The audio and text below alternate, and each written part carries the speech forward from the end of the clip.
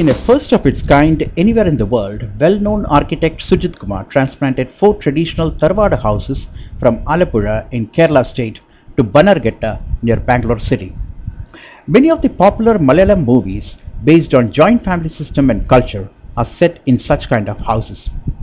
In the earlier part of Omnibus, we had talked to Sujit Kumar who told us why he set out to do this kind of a unique exercise in architecture.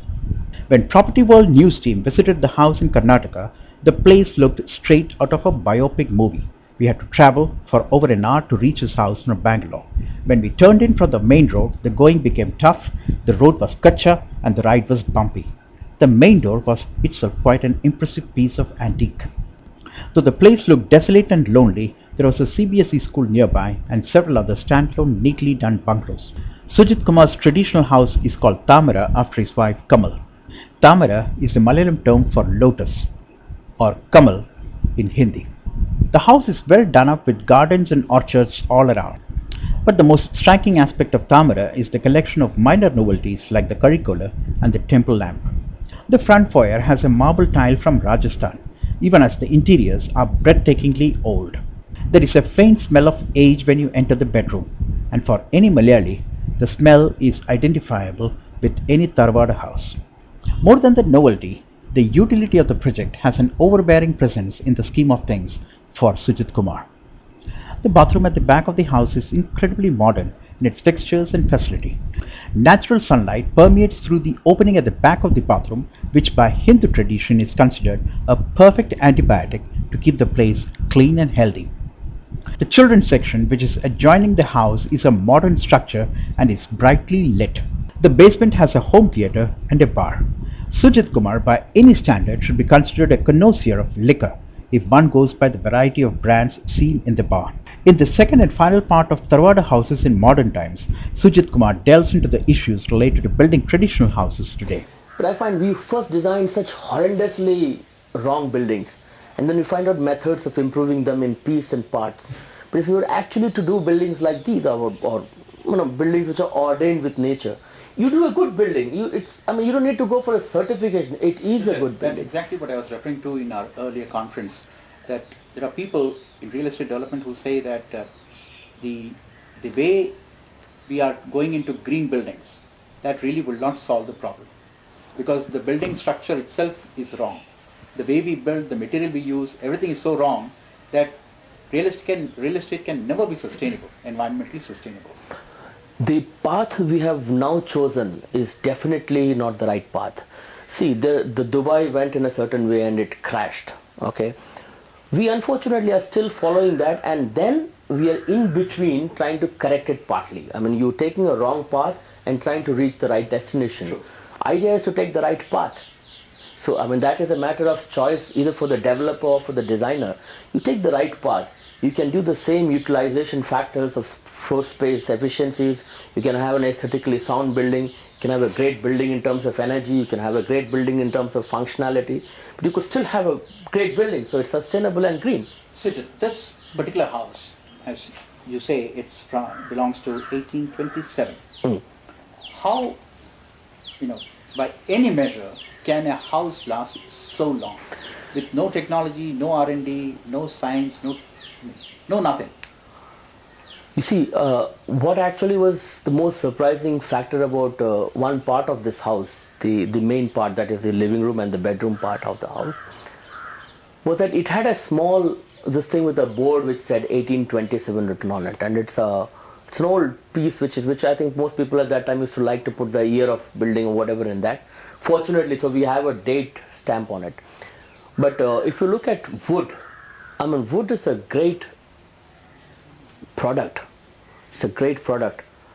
But when you have it in profusion, you can afford to cut a tree and put it as a pillar. Maybe it makes sense. Today, I would not even advise anybody to do that. But the point is, once you have a thing like that, if it is well taken care of, wood breathes. So don't paint it, let it breathe. Let it be, it's a product which will last forever. A good hardwood, a good teak wood or a sal wood or a shisham wood, it's going to be there for 1,000 years. What is going to change it? Today you put a small wood on the side, termite will immediately eat it. These termites don't eat. Even the carpenters who work with it to cut, to modify, their saw does not go through that. It's like metal. The wood is so hard, so seasoned, so absolutely dehydrated wood. It's just like metal. It's only fiber and that's all, no cellulose. So when you cut that, it makes, if you hit the wood, it actually gives a ringing sound. It doesn't a tuck, tuck, tuck. It's a tung, tung, tung. The sound difference is there. So to a wood like this, I mean, you could let it decay or cut it into firewood and burn it. But when I did this house, my whole this thing was, I can never build with wood like this because I don't promote wood in terms of cutting a tree or cutting a forest. I would always use a amalgamated wood or reconstituted wood.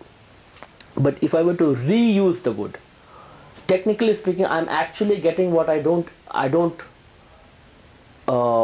promote. I mean, I'm not going to cut a tree and put a pillar. But what I'm saying is, we have a 100-year-old pillar which is lying rotting, and But then, in this particular case of this house, how did you manage to get it from 4 different houses, 4 different dimensions? How did you manage to put them together and the dimensions became right? I think that is the place where the architectural education helped. I mean, that's what, so the fundamental sciences that we learned as architects, I applied it to traditional wisdom.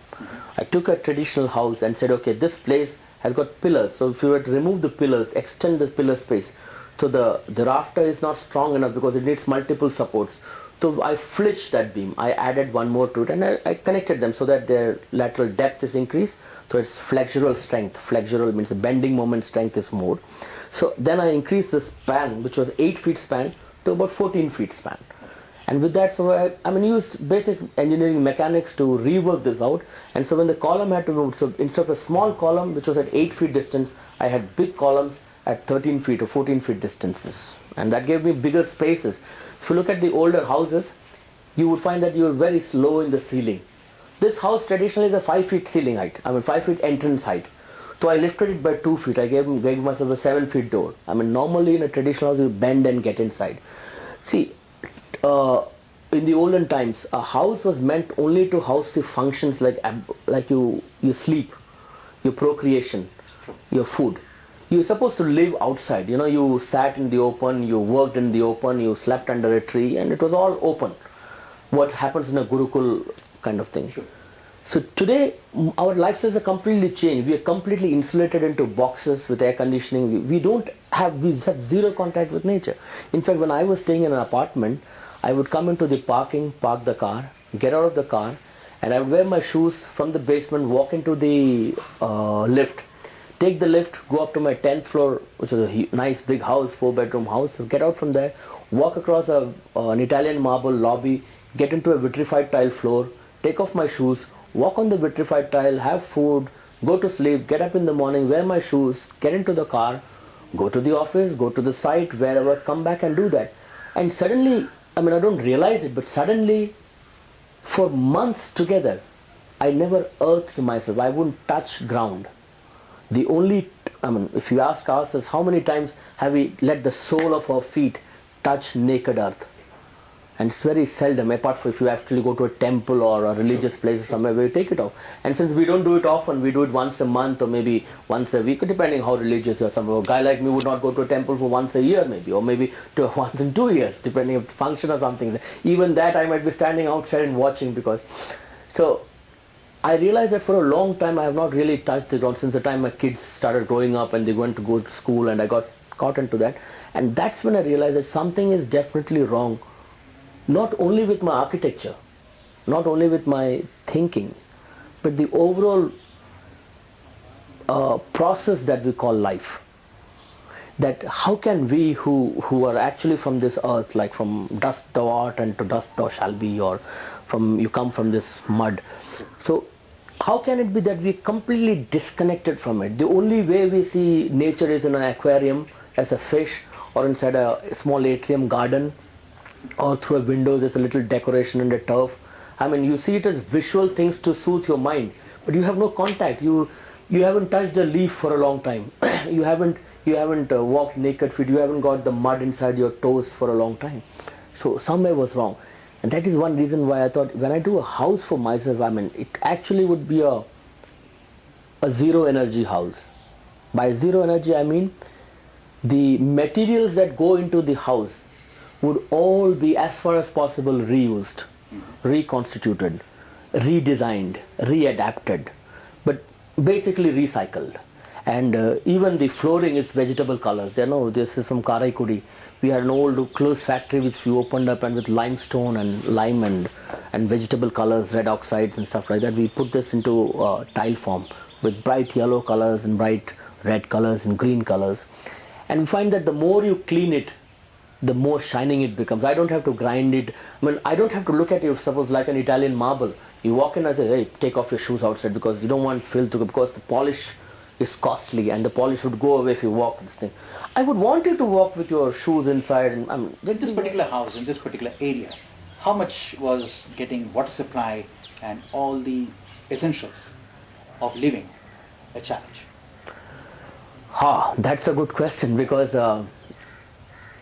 I don't think this is a model which anybody else would want to do unless you have a wife like I have. I mean, I have a Punjabi wife who said, oh no, koi gal nahi ji, we'll stay here, because one, it is a lonely place. Two, I mean, there's a sense of security you might find is missing, which is actually a misnomer, because people are very friendly and very lovely people around. So, I mean, there's nothing to worry. And being in a place like this, you don't have to worry about any unknown person coming, because there are only 5 people who walk on this road, and so everybody knows everybody. So you would never Almost find... like a village. Absolutely. And you will not find a stranger coming in. I mean, the dogs would start barking the moment somebody comes in, and we have 4 dogs, and there's a lot of dogs around this place.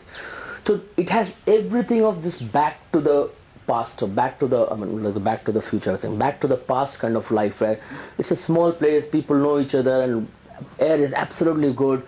You get water at 40 feet depth, and you get excellent 4 inches of water from a borehole, and it's, you don't actually, we did a turbidity test on that. I have a count of 110 when it was just running. After running for some time, I got a count of about 80, 70 without any filtration, just the groundwater. It's like saying, I mean, you couldn't ask for a better water than this.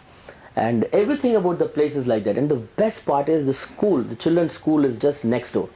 So when the school, the PSBB school was looking for land, they found a land away in the green belt. It was far away. And if I was from a city point, I was to stay in the city like everybody else stays, then my kids would have to travel 1 hour in the bus to come in, and then they would attend the school, and then again 1 hour to go back. And if there's an extra class, then the mother, father wouldn't know what to do, because you need to take the kid from the school to the house is impossible, because it's in the wilderness. It's the wilderness. To us, it's so simple to logically think the other way. We can travel to work. The kids walk to work, or they cycle to school. It's a 3-minute cycling to school.